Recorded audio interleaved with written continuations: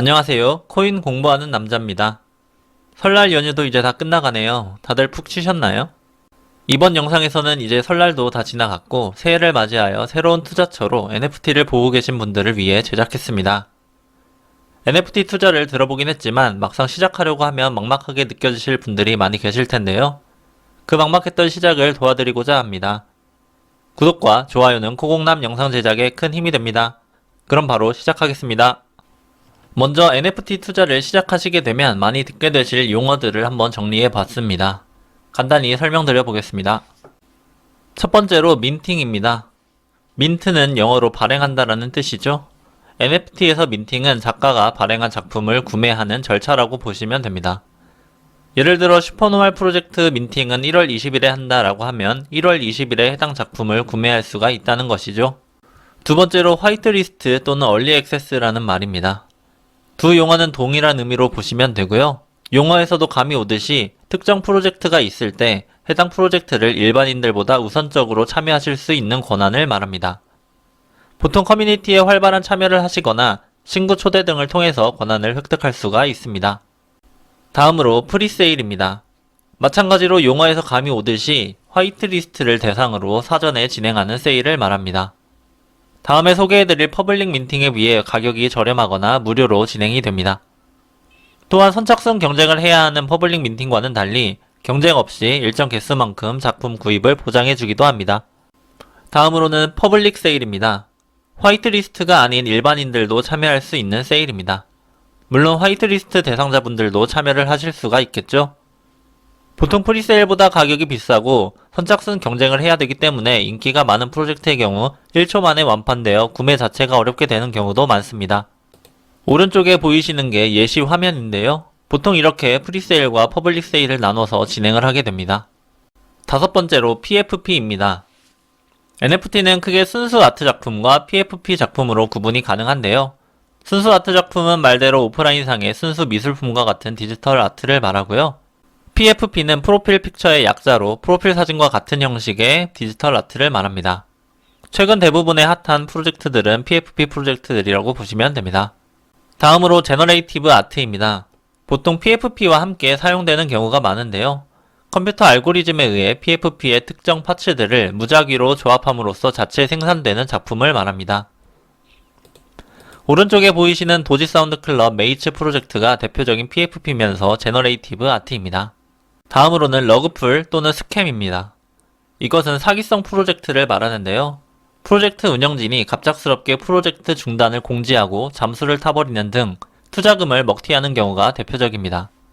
NFT 프로젝트가 아직까지 법적으로 보호받지 못하는 경우가 많고 블록체인 특성상 코인의 흐름을 추적하기 어려운 경우가 많기 때문에 이런 일이 종종 발생하는데요.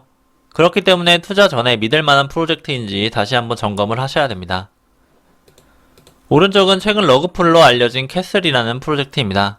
오픈 카톡방에 프로젝트 중단을 선언하고 잠수 타버렸죠. 여덟 번째로는 바닷가입니다. 영어로 플로어 프라이스라고 하죠. 이것은 오픈시 등의 NFT 거래소에 올라온 매도 호가 중에서 가장 저렴한 가격을 말합니다.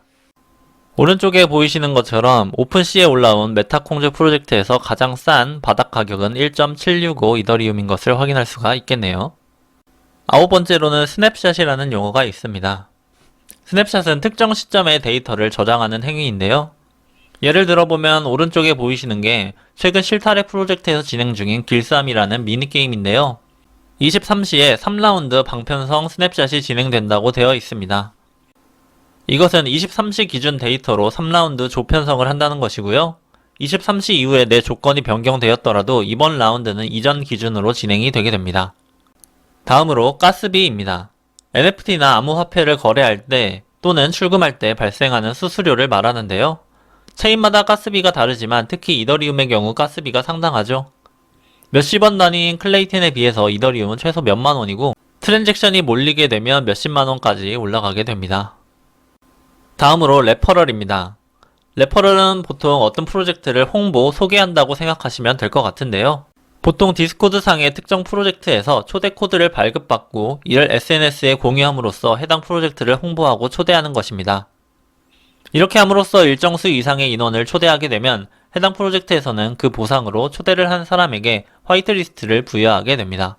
마지막으로 챗굴인데요. 채팅과 채굴을 합성한 NFT상의 은어라고 생각하시면 될 것 같고요. 디스코드 상에서는 채팅을 하면 할수록 경험치가 쌓이게 되고 채팅 레벨이 오르게 되는데요. 지속적으로 채팅을 함으로써 채팅 레벨을 올리고 이를 통해 특정 레벨에 도달하면 해당 프로젝트 화이트리스트를 부여받는 등의 혜택이 있습니다. 네, 지금까지 NFT 투자할 때 자주 보실 용어들에 대해서 한번 알아봤고요. 다음으로는 NFT 투자를 할 때 필요한 준비물에는 무엇이 있는지 알아보겠습니다. 가장 먼저 개인 지갑입니다. 거래소에서 코인 트레이딩만 해보신 분들은 생소하실 수도 있는데요. 거래소에 있는 자체적인 코인 지갑이 아닌 블록체인상에 별도로 존재하는 나만의 지갑을 말합니다. 대표적으로 메타마스크, 팬텀, 카이카스가 있겠네요. 그리고 NFT 민팅에 참여하실 때는 앞에 보이시는 것처럼 민팅 사이트에 개인 지갑을 연결하셔야 되고 민팅가와 가스비만큼의 코인을 그 지갑에 보유하고 있어야 됩니다. 또한 민팅에 성공하시게 되면 구매한 NFT들도 해당 지갑으로 들어오게 됩니다. 개인 지갑 관련한 상세 내용은 상단 클립에 제 영상을 참고해 주시면 감사하겠습니다. 다음으로 트위터입니다. NFT 커뮤니티는 트위터와 뒤에서 보시게 될 디스코드라는 프로그램을 통해 활성화가 되어 있는데요. 트위터에서는 앞에 보이시는 것처럼 민팅 관련 정보라던가 홀더들에 대한 이벤트 내용 등이 공지되고 그 외에 작가와 홀더 간의 소통도 트위터를 통해 이루어지고 있습니다.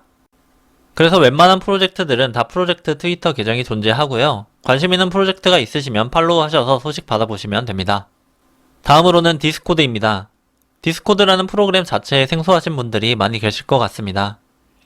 앞서 잠깐 말씀드린 대로 NFT 프로젝트의 커뮤니티이고 NFT에 있어서 트위터보다 더 강력한 커뮤니티입니다. 프로젝트 관련 공지도 디스코드가 트위터보다 선행되는 경우가 많습니다.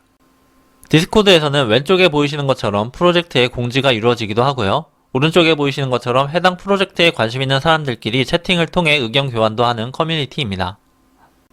그 외에도 프로젝트 로드맵이라던가 FAQ라던가 프로젝트에 따라 많은 메뉴들을 가지고 있고요. 디스코드 커뮤니티에 적극적으로 참여함으로써 화이트리스트도 받을 수 있기 때문에 NFT 투자자분들에게는 필수적인 프로그램이죠.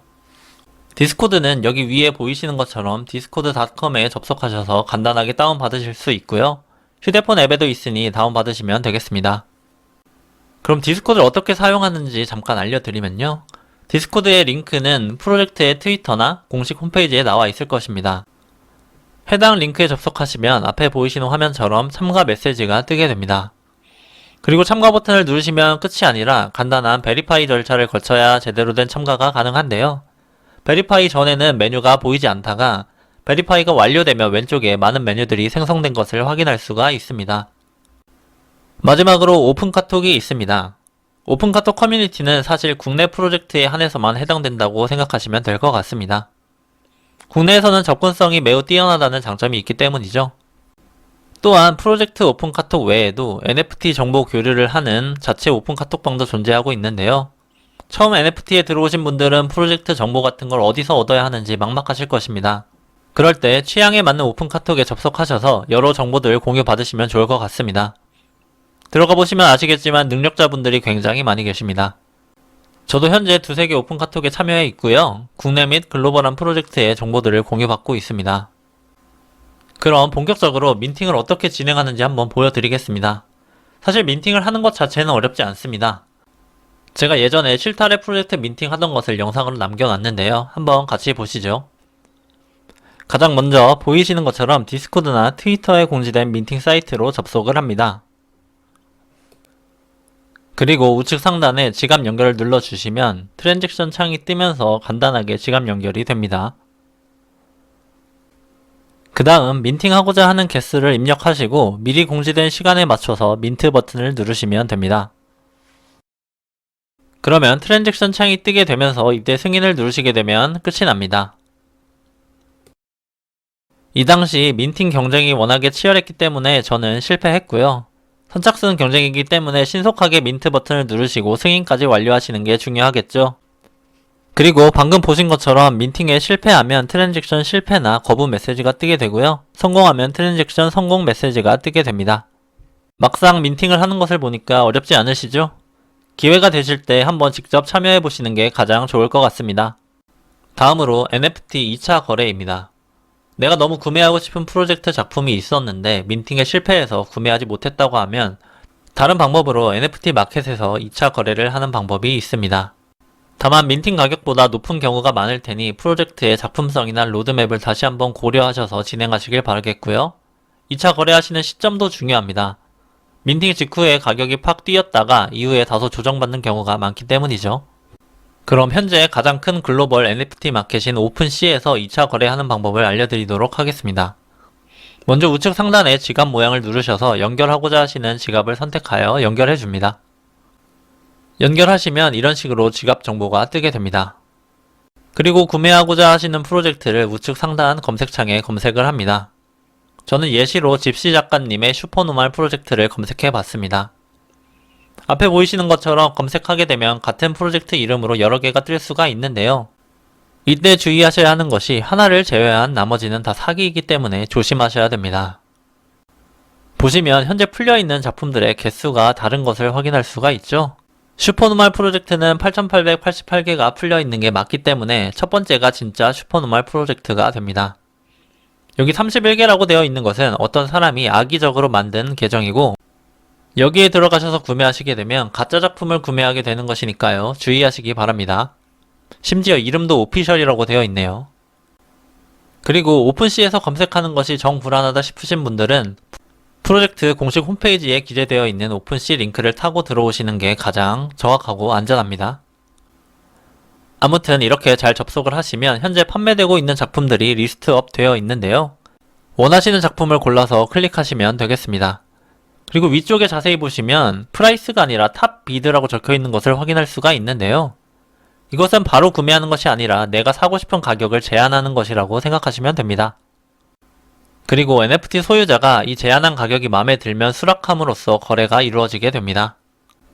구매하고자 하는 작품을 누르시게 되면 바로 구매를 할지 이렇게 가격을 제한하게 될지 나오게 되는데요.